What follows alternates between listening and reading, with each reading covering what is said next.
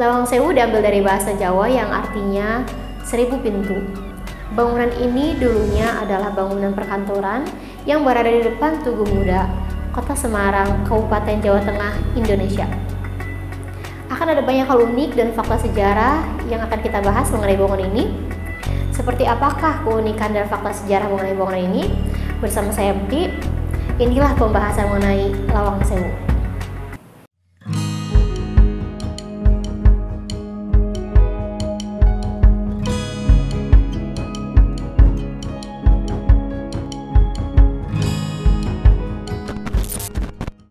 Lawang Sewu dibangun sebagai kantor pusat Nederlands Indische Spoorwegmaatschappij, yang artinya perusahaan kereta api Hindia Belanda atau disingkat menjadi PIS.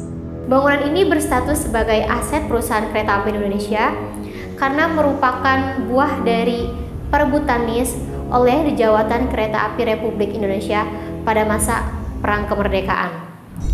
Dan untuk saat ini bangunan tersebut dijadikan museum dan galeri sejarah perkeretaapian oleh Unit Pusat Pelestarian dan Desain Arsitektur KAI Wisata. Secara etimologi, desain bangunan ini memiliki banyak ruang serta memiliki sekitar 1000 jendela yang tinggi-tinggi dan besar-besar sehingga dikira sebagai pintu. Pintu-pintu di bangunan tersebut sebenarnya hanya berjumlah 429 pintu. Jendela ukuran yang besar sering ditemukan pada bangunan Belanda di Indonesia. Banyak bangunan rumah atau struktur lain pada masa itu memiliki jendela dengan ukuran yang mirip. Hal itu dilakukan untuk beradaptasi dengan iklim lembab dan panas di Indonesia. Dengan banyaknya jendela ini, akan lebih banyak masuknya udara dan membuatnya menjadi sejuk.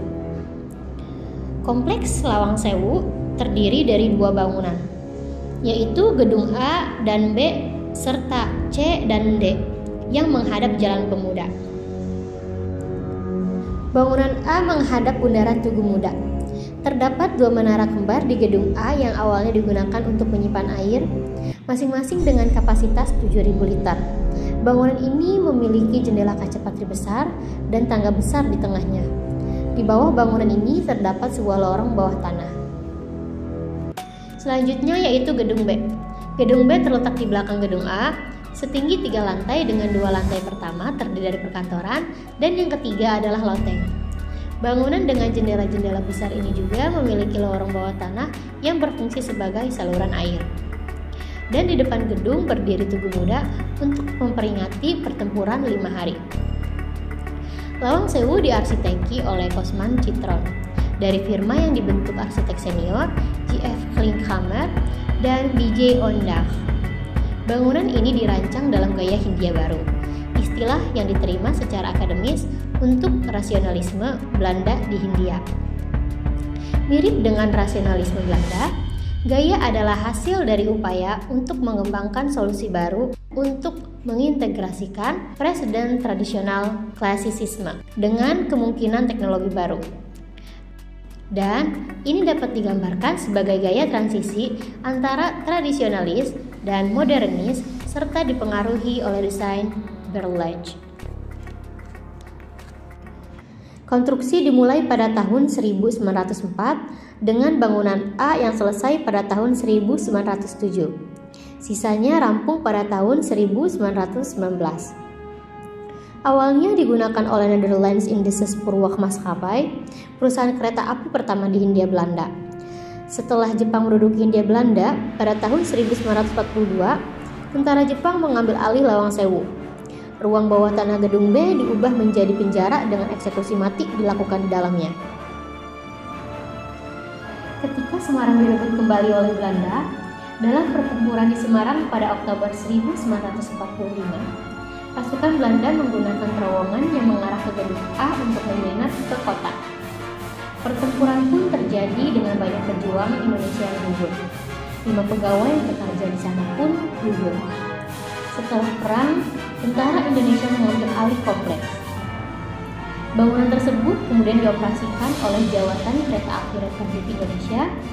Lawang Sewu dialihfungsikan sebagai kantor PT Kereta Api Indonesia, kemudian beralih menjadi kantor Badan Prasarana Komando Daerah Militer dan kantor wilayah Kementerian Kementerian Perhubungan Jawa Tengah hingga akhirnya dikosongkan pada tahun 1990-an.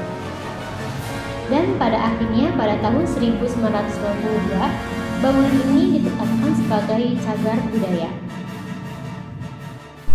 Pada 2009, Kompleks Lawang Sewu berada dalam keadaan mengenaskan. Simon Marcus Goer dalam kolomnya di The Jakarta Post menuliskan bahwa bangunan tersebut gelap dan tak terawat. Dinding putihnya dihitamkan oleh polusi dan penelantaraan, dindingnya terkelupas dan dipenuhi coretan-coretan vandal. Lumut pun tumbuh di sebagian besar bangunan dan tikus menjadi penghuni celah-celah bangunan.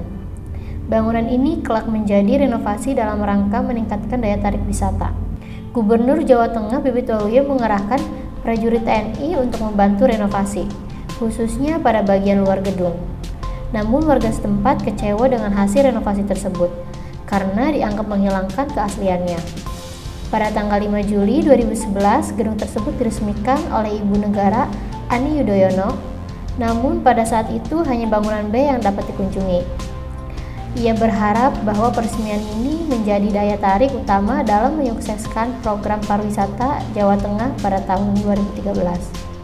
Gedung B kelak direncanakan untuk dijadikan perkantoran, pujasera, dan pusat kebugaran. Dan pada akhir 2013, pemerintah Kota Semarang mengumumkan rencana untuk menghilangkan citra seram pada bangunan tersebut untuk menarik lebih banyak pengunjung. Karena meskipun Lawang Sewu terkenal dengan bangunannya yang angker, akan tetapi tidak ada yang bisa mengelak bahwa bangunan tersebut memiliki banyak spot foto yang menarik, sehingga tak sedikit pengunjung yang menjadikannya background untuk foto prewedding. Dan pemerintah setempat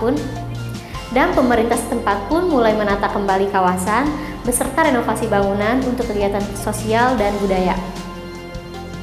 Sehingga pada saat itu Lawang Sewu bisa menarik rata-rata 1.000 pengunjung setiap harinya. Untuk kritik dan saran, silahkan tulis di kolom komentar ya. Gue MP pamit, see you on next video, bye-bye!